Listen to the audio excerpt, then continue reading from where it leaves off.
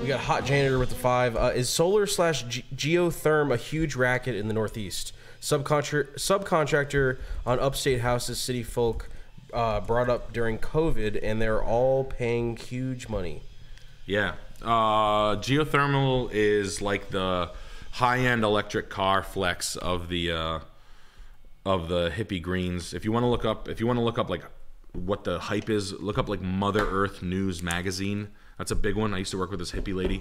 She was really cool. She was a receptionist at the Acura dealership I worked at, and she worked at night. She was a super cool hippie broad, and she was like big into geothermal. It's like $50,000-$60,000 to put it in, and it's green and it works well, but it's a large process. Basically, they just drill a bunch of holes, they run tubes in and out, and they use the temperature of the earth to basically regulate the home, you know. And it's supposedly super, but it just seems like one of those technologies that like I'm not a big fan of spending 70. We work so hard to get money. I'm just not a fan of the individual making the planet better.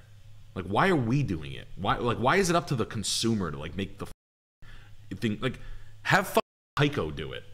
Like, have Arthur Blank make the world green. Make tar out of recycled.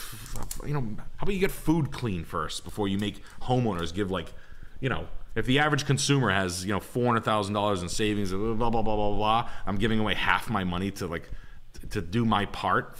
You, man, corporations, like let the wealthy pay for fucking Greenpeace initiatives. Like, the fuck, you know what I mean? That's my beef with it. Like, I don't like the thought of like super expensive solar and like green projects. Cars get thrown into this. Like, oh yeah, I'm gonna do my part, and it's like, oh cool, I'm fucking broke because I wanted to like hug a tree. Hit the like bottom. Yeah, for the 25. The cheap old water lines under my sink burst and ruined the whole veneered laminate particle board floor in my townhome in suburban Maryland. Mm-hmm. I got it for $209 in 2018. Mm-hmm. Would you recommend a nicer replacement since I can afford it? Don't go through your insurance. Well, maybe. I don't know. No, don't pick that. No, don't go nuts, man. Unless you're gonna stay there for 9 more years and you want to make it you want to make it prettier and cooler and nicer. But if you have a thin particle board floor and you want to do like a real wood floor, the thickness of the floor, start looking at the corners of the room and where you're gonna have to cut your doors, and you're gonna have to redo all your molding. Things are gonna have to come up. Your doors aren't gonna open up. If you're up a ½ inch, nothing opens right? All your closets. Think about that. If you can, that's how a flooring guy will do it. But I'm not a big fan of spending money on a condo. Unless the metro is like on a rise and you think like people are flooding into that city or that town, and then condos that you bought for $209 are gonna be worth $389, and the nicest one, and so on and so on. But I wouldn't go nuts, man. I'm just being honest with you. Ethan Richardson with the 25. Hey Nick, what's your opinion on manufactured houses, trailers, double wides, etc.? I'm not buying new trailers. Manufactured houses, as far as prefab construction, no good. Double wides and trailers, I'll live in a trailer park. I don't think trailer parks, it's unfortunate as a piece of white shit that trailer parks have gotten such a, I mean, look, it's cheap as shit. You know what I mean? I don't think you can live in a legal dwelling cheaper than in a trailer park at some places. And hey, not everybody's got money. And I don't know. I've lived around white trash my entire life, and some of the funniest people. Honestly, my entire comedy career is based on all the pieces of shit I've seen chew Vicodins and then come out and party with my. I'm not saying they were even mean. Hey, doing drugs and living a shit lifestyle doesn't make you a bad person. So yeah, go for it. I would buy a trailer park. I know trailer parks are good investments. Look into them. It's kind of funny if you want to see some wild numbers. But we got Richard D with the 25. Bought a mobile for $57K in 2018 in New Hampshire. Realtor working in the neighborhood said I could get $130 for it. Should I sell and rent again? Bought a mobile. Should you sell and rent again? Do you think you could replicate it? Could you do it again? Could you repeat the process somewhere away? If you don't need the money, then don't grab it. The move is always to just work hard, salt away a little bit of money, and then take off. I don't like being a landlord. I mean, you're gonna be a landlord in a mobile park, but if you can, try to repeat the process. You know what I mean? If you know how to do it again. That's what I'm trying to do. I would love to find a house like mine that I bought for short money that just had a couple of nice things about it. You know, some acreage. Maybe the house was good. The house was the land was good. Something where I could. I know how to do it. I know what I'm up against. I just did it. I just spent 4 years doing it. I know what I spent. I'm down to go through hell again if I know the way back, right?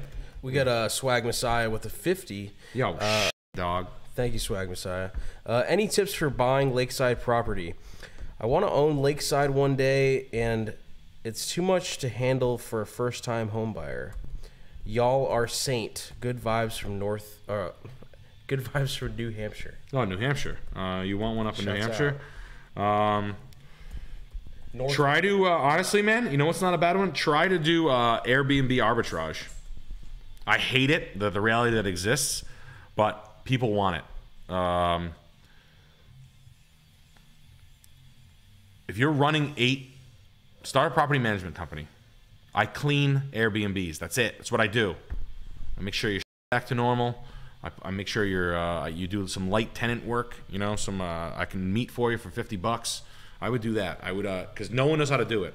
Airbnb is like kind of everybody's doing it. All the Cape Cod, Mass, Boston money is buying New Hampshire lakes.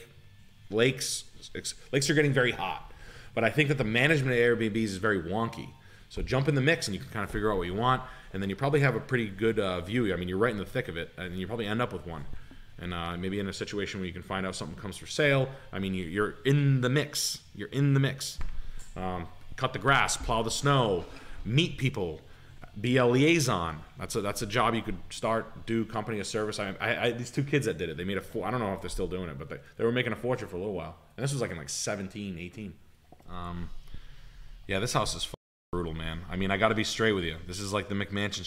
It's a pretty well built one. It's a well option. So let's be fair about this. I'm not just gonna be like, oh, I hate it. What we're looking for is options. This is an option right here. See this copper dormer over here? Like, see this? That's an option. The keystones in the masonry work. This staircase, even though I don't like, there's probably a problem there. The landscaping is established. 2-car garage. God, 12 by 12 rat floor. A decent red Harries in the living room. The pickled oak mantle's trash. The lighting fixtures are floor to ceiling windows are nice. The kitchen's this choice on the floor to ceiling windows is nice. The rooms and layouts are nice. The kitchen is these skylights above the breakfast nook are a nice touch. The built-in bookcases are pretty good with the granite countertop. That's a little gauche. Sunken living room with the world's cheapest flooring. I like the length of the masonry work around the fireplace. That looks decent. Obviously, this room is, they thought it was something special. They didn't know how to design it. 12 by 12 rat marble tile in the wrong color. No big deal. More rat mid-90s cabinetry, pickled oak, really tough too. You're gonna have to refinish that part. This is shit. But there is a fireplace and a chill room after a hot, sweaty, hair wetting. You can come out here and lay a big fart after you had some nice corporate, some nice 401k sex, so you can go on the deck and have a cigarette for the first time in your whole life. Sounds nice. Yeah, right? This big, ridiculous, I'll bet you the bedroom and bathroom counter down because the person was such a gavone. A fireplace in the bathroom? What the Yeah. Arthur St. Angelo, nice to meet you. Arthur! Wow. Some of this house looks like humble and like totally fine. And some parts look like totally nuts. Tons of bath. The house is a monster. I like the stainless steel slop sink. Big unfinished basement. Nice and neat though. Nice and neat and dry. Huge stupid $60,000 Trex deck that I hate, but it's nice. Step down to a flagstone patio that was landscaped by someone who was professional and understood what they were going on. I can tell by the Kuza dogwood and then the perennial planting underneath it. That's a Lariop or something like that. I have those in my house. They suck. I'm tearing them out and starting over. Not a bad layout. Good layout. Good house. Not bad. Not bad. Big house. Big silly house. But that's what you get in Virginia. I mean, you're in Virginia, so I can't... What am I going to say? It's a well-optioned McMansion, and it has a good live. You got a couple of finishes to overcome, but not my speed, but you're in Virginia, so you're working for the government anyway. Who cares? All right. Okay. I like the cabinets. You should put a door there. You should extend your deck and then put a door there. New windows, carpeted bedrooms, popcorn ceilings. I mean, pretty basic stuff. Upstairs is fine. Downstairs is finished. Drop ceiling. No water. Looks pretty tight. Good job. I like this room. I always say, if you guys want to, I always say this, paint the ceilings black and put the reset. This is the thing I'm talking about. This is what it looks like finished. This is a good execution of that. It's cheap. It costs you no money. It's like $200. You have your basement look like this. You know the basements we see. Cabinets in the basement. Nice. Newer. I know Goodman's not the best brand, but it's new, so who gives a shit? Deck. Oh, I didn't expect that. Okay. Railings on the deck suck. Take them down. Just redo them. Patio's fine. Sloped yard. So this part, cut this off right here. Run a retaining wall. You're probably gonna wanna. You might want to drop one of these trees. This is gonna be a nightmare for you for years to come. I would parallel. Let me see. I would probably I would dress this up a little bit cooler. Think of a good concept, but your step up here, your deck. I mean, unfortunately, your door is 10 feet in the air. Better garage door. Landscape, start a wall from there, run it straight out, integrate your steps in a cooler way. You can use a cooler railing. I wouldn't go with wire, but you could if you wanted to. This window and this window could be better. And then a garage door, and then I would try to mimic the same thing on this side that I did on this side. Whatever material you choose, try to make it look like it's a symmetrical thing, and then you could plant on the lower area that you excavate. So you take this L out right here, there's going to be a flat spot all the way down. You could plant something along the driveway. You could extend your driveway. You could put something on the crushed stone, some conifer or something like that, some junipers or something, or some berry.